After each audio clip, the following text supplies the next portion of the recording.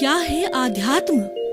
दर्शन, चिंतन धारा, विद्या या संस्कृति की परंपरागत विरासत।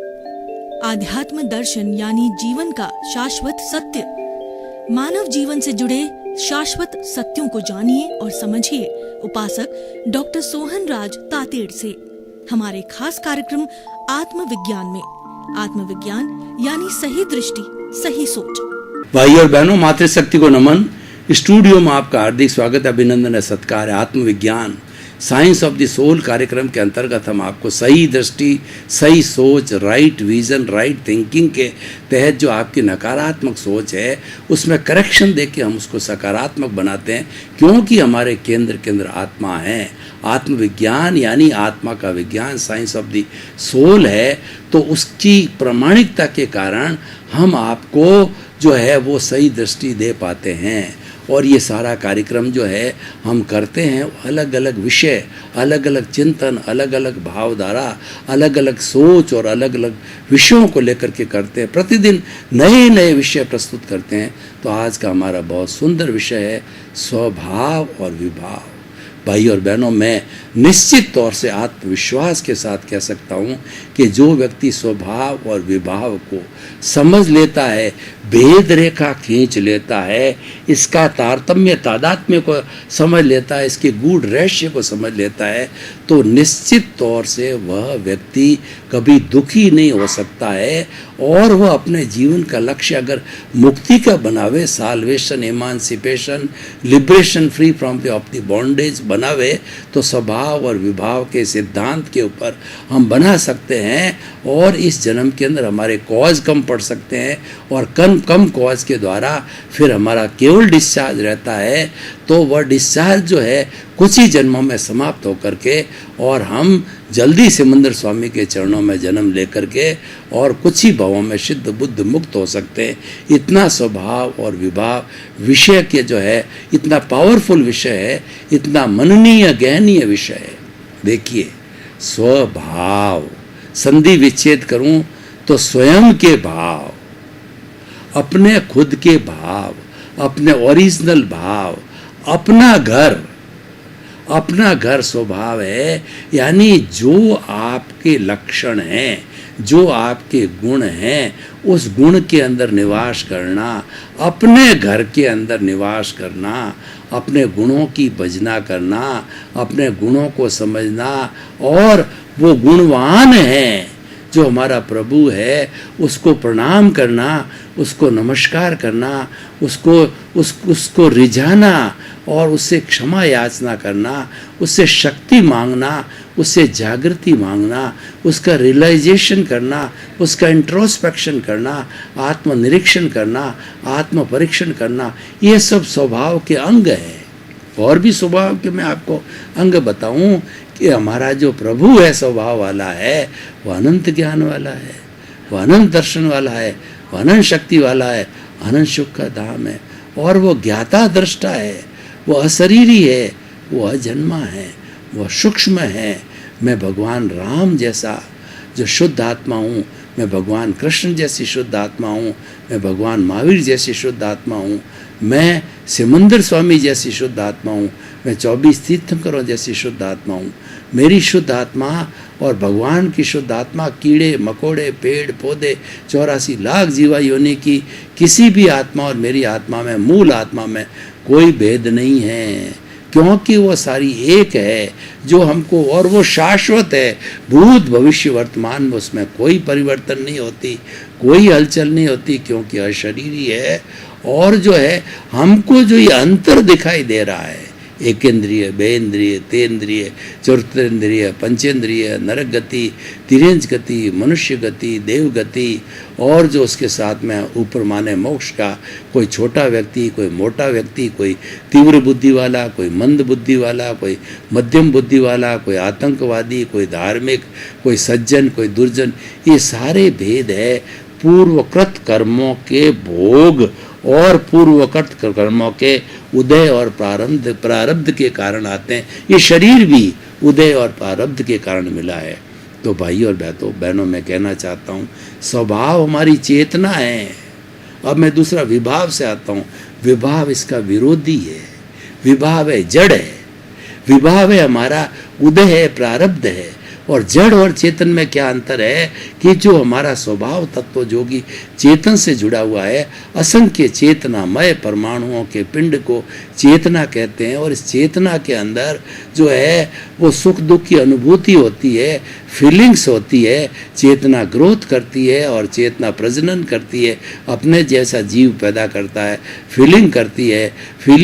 तो ये सारे 9 कैरेक्टरिस्टिक हमारे आगमों के अंदर धार्मिक ग्रंथों में बताई गई है। और विज्ञान ने भी ये 9 तथ्य जो कैरेक्टरिस्टिक है उस पर काम किया और उनको भी वो मालूम हुआ, तो वो भी सहमत है। उसको हम कॉन्शियसनेस कहते हैं, और जो हमारे वैज्ञानिक कॉन्शियसनेस कहते हैं, हम जिसको आत्मा कहते हैं। और हमारे विश्व के 365 धर्म दर्शनों ने उसको 23 तरह के आत्मा के अलग अलग नाम दिए हैं। सब पर्यायवाची है, सबका भाव एक ही है, वो चेतन तत्व। जिसमें चेतना होती है वह चेतन तत्व होता है। तो ये तो हो गया हमारा स्वभाव। और विभाव जिससे जुड़ा हुआ है वो जड़ है।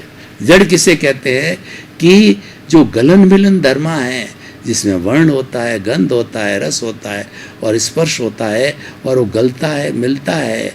आज सोना है, कल चांदी हो जाता है, फिर अभ्रक हो जाता है, फिर भोडल हो जाता है, और ये हर क्षण हर वस्तु बदलती है।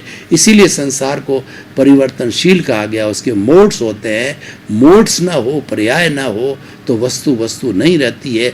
कभी वह उत्पन्न होती है, कभी उसका व्यय होती है, लेकिन उत्पन्न व्यय होते ही चाहे जड़ हो चेतन हो, वस्तु बनी रहती है। क्योंकि पूरा ब्रह्मांड जड़ और चेतन मुख्य 2 तत्वों से बना हुआ होता है। उसके वर्गीकरण के अंदर और बहुत सी बातें होती है, तो हम तो बेसिक चीज़ों की बात करते हैं। स्वभाव जड़ है। स्वभाव जो है हमारे द्रव्य कर्म है। स्वभाव के अंदर 8 तरह के विभाव में 8 तरह के कर्म हैं। ज्ञानावर्णीय, दर्शनावर्णीय, वेदनीय, मोहनीय, आयुष्य, नाम, गोत्र, अंतराय। इसमें से 4 कर्म जो है वो हमारी आत्मा की घात करते हैं। जन्म जन्मांतर से आत्मा के पीछे लगे हुए हैं।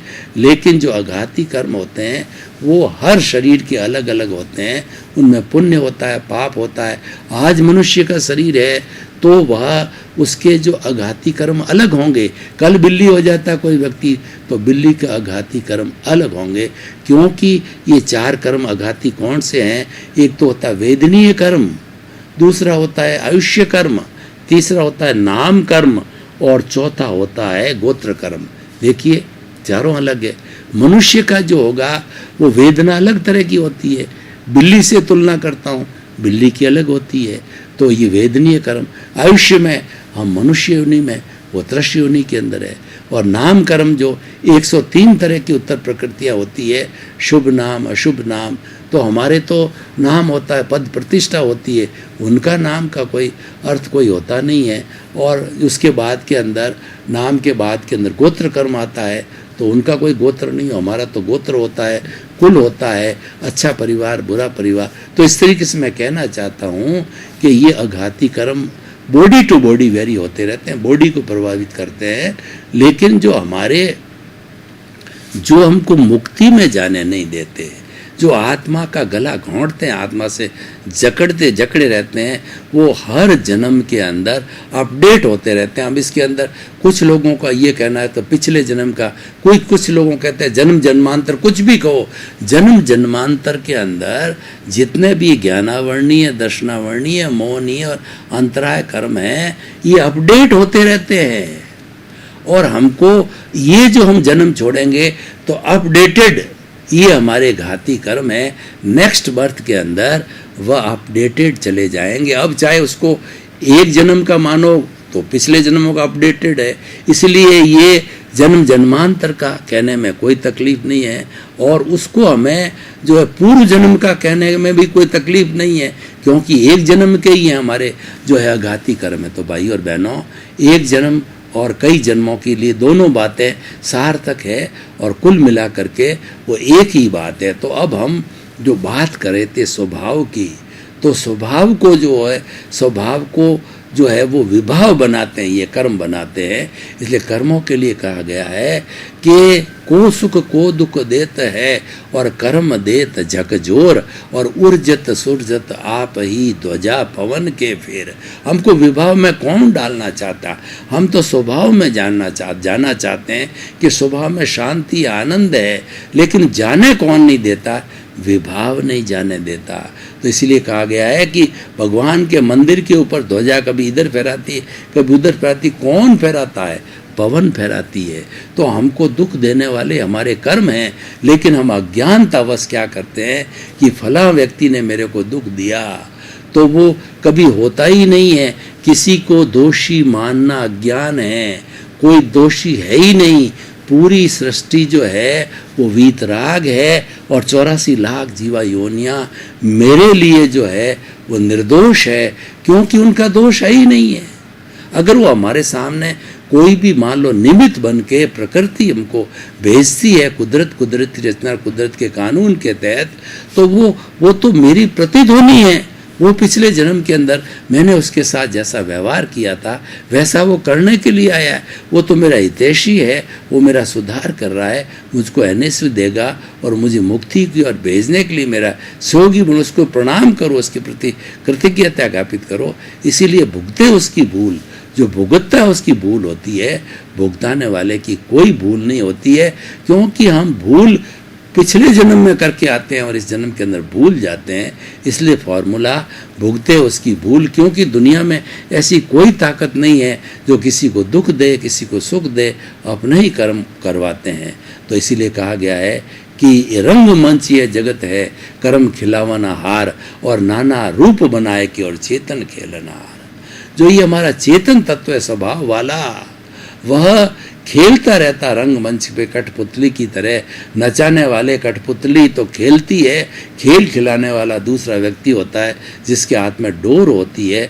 तो हमारी डोर है खिलाने वाला, वो कर्मों की डोर कर्मों के हाथ में है, वही हमको प्रारब्ध देता है। और प्रारब्ध उदय है, वो हमारा विभाव है, विभाव हमको खिलाता है और हमारा जो चेतन तत्व स्वभाव है वो खेलता जाता है। तो भाई और बहनों, अब हम स्वभाव और विभाव दोनों साथ रहते हैं, दोनों एक सिक्के के पहलू है, ये कॉम्प्लीमेंट्री है, इनको अलग नहीं किया जा सकता है। इनको अलग कब किया जाएगा? जब मुक्ति की अवस्था हो जाएगी। तो मुक्ति की अवस्था के अंदर जड़ अलग हो जाता है, चेतन अलग हो जाता है, विभाग अलग हो जाता है, स्वभाव अलग हो जाता है, और वो होकर के हम सिद्ध बुद्ध मुक्त होकर के और चले जाते हैं। वो तो लास्ट स्टेज है, लेकिन उसके पहले की सारी स्टेजें होती है स्वभाव और विभाव साथ होते हैं, दोनों पड़ोसी है। स्वभाव जैसी हमारी आत्मा का जो है स्थान मान लीजिए भ्रकुटी है, भ्रकुटी के बीच के अंदर हमारा आज्ञा चक्र है, दर्शन केंद्र है, वो हमारा जो है वो स्थान आत्मा का पिनियल ग्रंथि है, वो आत्मा का स्थान कहलाया जाता है। आत्मा में चेतना है, तो चेतना की जो भाव सत्ता है कौन कौन सी, इसके बाद 5 आज्ञा है, प्रज्ञा है, संवर है, संभाव है, उसके अनुरूप जो है ये हमारा भाव पक्ष भाव चेतना कार्य करती है। और दूसरा जो है हमारा विभाव है, ये तो हम पीछे से लेकर के आए हैं, ये उसमें ये हो रहा है, ये पीछे से लेके आए, इसमें हमारी कोई स्वतंत्रता नहीं है, एक भी नई सांस लेने की स्वतंत्रता नहीं है। सांसें आयुष्य कर्म से जुड़ी हुई होती है और आयुष्य कर्म के अनुसार जो सांसें बनती है वो फिक्स हो जाती है। एक सांस भी अतिरिक्त कोई व्यक्ति नहीं ले सकता है, उसको जाना पड़ता है, क्योंकि हम उसके अंदर स्वतंत्र है।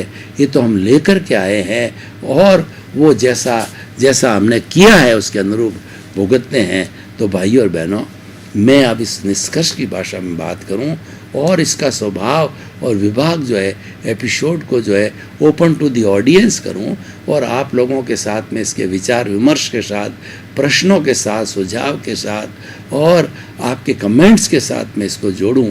तो मैं कहना चाहूँगा कि स्वभाव और विभाव को समझा यानी जीवन को समझा, स्वभाव और विभाव को समझा मतलब जड़ और चेतन को समझा, स्वभाव और विभाव को समझा यानी जीवन का सार निकाला। जीवन का सार क्या है?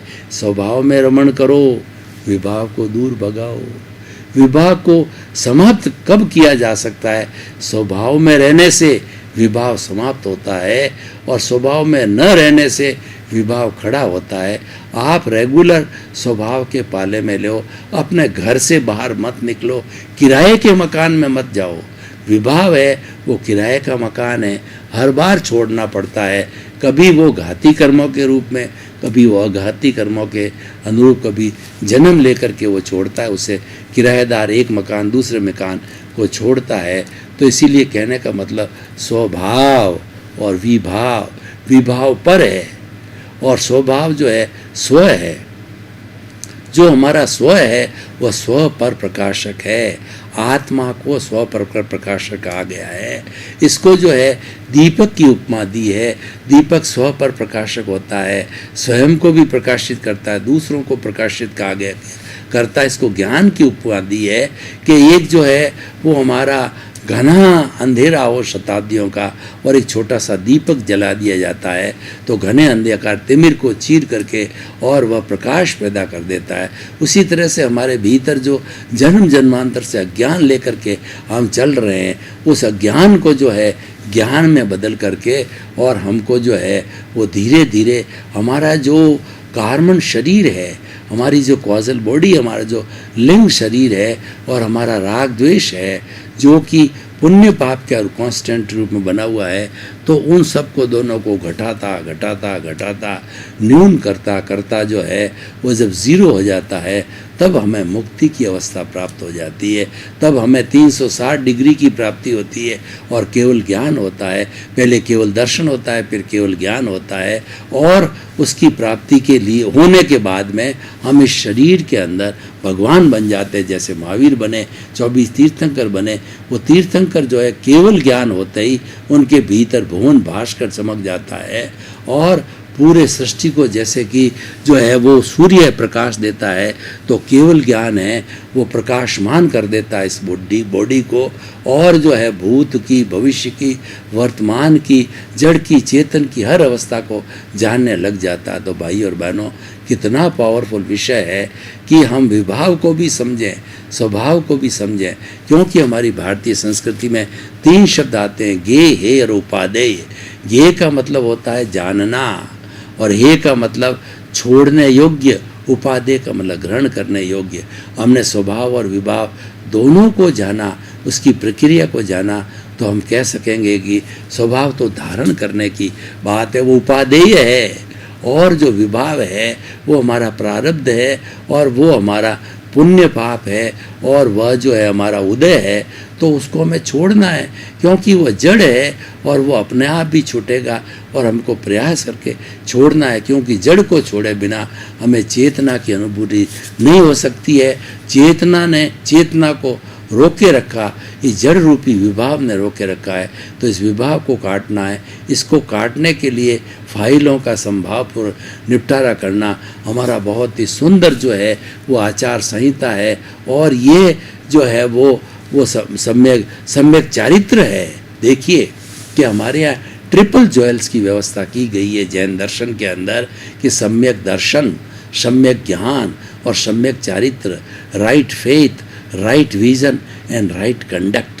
कंडक्ट के बारे में कहा गया है कि if the wealth is lost nothing is lost, if health is lost something is lost, if character is lost everything is lost. तो इसीलिए हम पहले को अपनी दिशा को सही करते हैं, अपने चिंतन को सही करते हैं। स्वभाव का पहला पॉइंट ये है कि सम्यक दर्शन होना चाहिए और हमारा आत्मविज्ञान कार्यक्रम सम्यक दर्शन करने के लिए तैयार किया गया। यानी कौन कौन सी ऐसी चीज़ें हैं जो सम्यक दर्शन को रोकती है, सम्यक दर्शन को नहीं होने देती, उसका हम निवारण करते हैं तो सम्यक दर्शन होता है। सम्यक दर्शन होने के बाद हमारी प्रोग्रेस की नींव बन जाती है, मोक्ष की नींव लग जाती है। फिर स्नेह जो है हम सम्यक ज्ञान करने लग जाते हैं कि जगत को चलाने वाला कौन है, इस जगत का संचालक कौन है।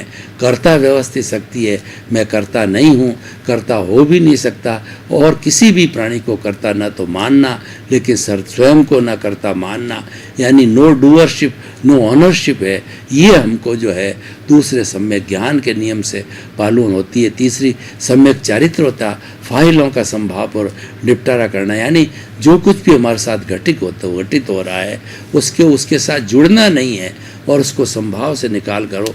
जितनी आप उसके साथ उपेक्षा करोगे, जुड़ोगे नहीं, तो वो धीरे धीरे स्नेह जो है अपने आप समाप्त होता जाएगा, शून्य होता जाएगा। तो ये जो है हमारा जो है फाइलों का संभाव और निपटारा करना, ये जो तीसरी जो आज्ञा है, तो वो आज्ञा ही हमारा स्वभाव और विभाव है। यानी जो है हम 5 सूत्रों को ध्यान में रखें। पहला सूत्र है कि जगत निर्दोष सब मेरा दोस्त। कभी भी किसी के ऊपर दोषारोपण करो नहीं करना चाहिए, वो दोषी है ही नहीं है, क्योंकि उसके भीतर तो शुद्ध आत्मा है और शुद्ध आत्मा को रियल रूप से पहचानो। वो तो रिलेटिव है, तो रियल की हम पहचान करें तो रियल तो कभी अशुभ होता ही नहीं है, अशुद्ध होता ही नहीं है। इसीलिए क्या है कि हमें वो चिंतन करना चाहिए। तो जड़ और चेतन का जो है, जब हमारा स्वभाव और विभाव का चिंतन होगा तो एक भेद रेखा खींची जाएगी, ये करना है ये नहीं करना है। तो हमें जो अशुभ, शुभ और शुद्ध है, तीनों में से हमको जो है अशुद्ध को बिल्कुल छोड़ना है, करना है, और उपादेय के अंदर शुद्ध और शुभ होते हैं। वो आपको निर्भर करना है कि शुभ की लाइन से चलना है या शुद्ध की लाइन से चलना है। शुभ हमारे भाव होते हैं, वो पुण्य पैदा करते हैं, और वो पुण्य पैदा करने के कारण हमको नया जन्म लेना पड़ता है और हमको मनुष्य भव या जो देवगति में जाना होता है, तो वहाँ समय ज़्यादा लगता है। हम तो सुभश्य शीघ्रम करना चाहते हैं कि हमारी मुक्ति कुछ ही भावों के अंदर हो जाए, हमको जन्म जन्मांतर भटकता नहीं है, तो हमको शुद्ध भावों की ओर आना चाहिए, यानी स्वभाव, शुद्ध स्वभाव में आना चाहिए। शुद्ध स्वभाव है, ज्ञाता दृष्टा है, जानने वाला, देखने वाला, अनंत ज्ञान वाला है, अनंत दर्शन वाला, अनंत शक्ति वाला, अनंत सुख का धाम है। ये हमारे शुद्ध भाव है। और शुभ भाव की बात करें तो हमारे जो जितनी भी सामायिक के हमारे क्रियाकांड है, वो सारे शुभ भाव से भगवान की भक्ति करना, भगवान का स्मरण करना, भगवान के नाम की माला भेजना, तप करना, त्याग करना, और जो है वो तपस्या करना कि उसकी बाद में 6 मासी तक तपस्या रहे और हम स्नेह जो है धर्म के मार्ग के अंदर आगे बढ़ते रहे। धर्म करना भी अच्छा है, लेकिन उससे पुण्य की प्राप्ति होती है। साथ साथ में पुण्य को भोगने के लिए अलग अलग गति में जाना पड़ता है। हम तो चाहते हैं कि जल्दी से जल्दी जो है हमको मुक्ति की ओर जाए, तो हम प्रारंभ से ही वो शुद्ध दशा में, स्वभाव की दशा में रमण करने लग जाते हैं। तो भाई और बहनों, निष्कर्ष की भाषा में बात करें तो हमारे स्वभाव को बनाए रखना है, विभाव को हटाना है।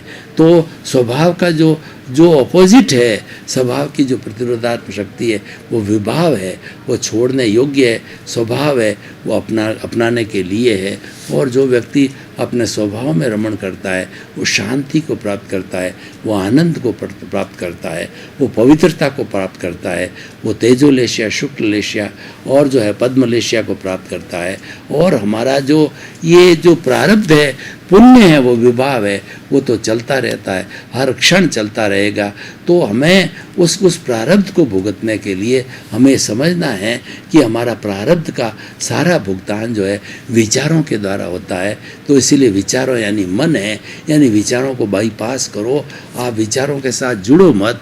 विचारों के साथ में आप जुड़ेंगे तो नया जो है कॉज पड़ेगा, और नया कॉज पड़ने पर जो है हमारी कॉजल बॉडी बढ़ेगी, और धीरे धीरे जो है वो कॉजल बॉडी का घनत्व बढ़ करके और हमको सुख दुख की अनुभूति कराएगा। हमारा प्रारब्ध बढ़ेगा और हमारा ये चिंतन चलेगा। तो भाई और बहनों, बहुत सुंदर विषय है।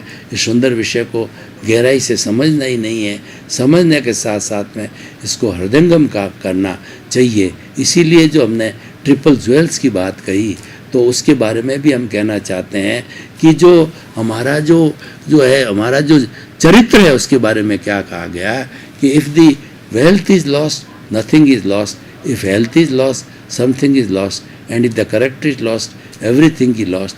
तो इसीलिए हमें करेक्टर यानी हमें सम्यक चरित्र को नहीं खोना है, क्योंकि सम्यक चरित्र है वही हमें मुक्ति की ओर ले जाने वाला है। सम्यक चरित्र से सम्यक तप की प्राप्ति होती है, और सम्यक तप होता है वो 5वीं आज्ञा है कि वह जागृति में रहने वाली बात है। हमें जब ज्ञान दिया जाता है तो हमारे भीतर ये प्रतीति पैदा कर दी जाती है। 100% 0.001% भी कन्फ्यूज़न नहीं होता है कि मूल रूप से हम शुद्ध आत्मा हैं, और शुद्ध आत्मा ज्ञाता है, दृष्टा है, जानने वाला है, देखने वाला है, अनंत ज्ञान वाला है, अनंत दर्शन वाला है, अनंत शक्ति वाला है और अनंत सुख का धाम है। तो ये हमारा जो है वो स्वभाव है, हम स्वभाव के अंदर रमण करने लग जाते हैं। भाई और बहनों, आपका बहुत बहुत धन्यवाद। आप हमारा आत्मविज्ञान कार्यक्रम लंबे समय से देख रहे हो, और हम भी खूब प्रयास कर रहे हैं कि हमने हज़ारों एपिसोड्स आपके जो है जीवन निर्माण के लिए अलग अलग विषयों पर बनाए और आपको परोसे हैं, क्योंकि इसके पीछे जो है हमारा एक ही व्यक्ति है कि इंसान सुधरेगा तो समाज सुधरेगा, और समाज सुधरेगा तो राष्ट्र सुधरेगा, और राष्ट्र सुधरेगा तो विश्व सुधरेगा, वसुधैव कुटुंबकम स्थापित होगा। इसी क्रम में आपके प्रति मंगल। क्या है आध्यात्म? दर्शन, चिंतन धारा, विद्या या संस्कृति की परंपरागत विरासत। आध्यात्म दर्शन यानी जीवन का शाश्वत सत्य।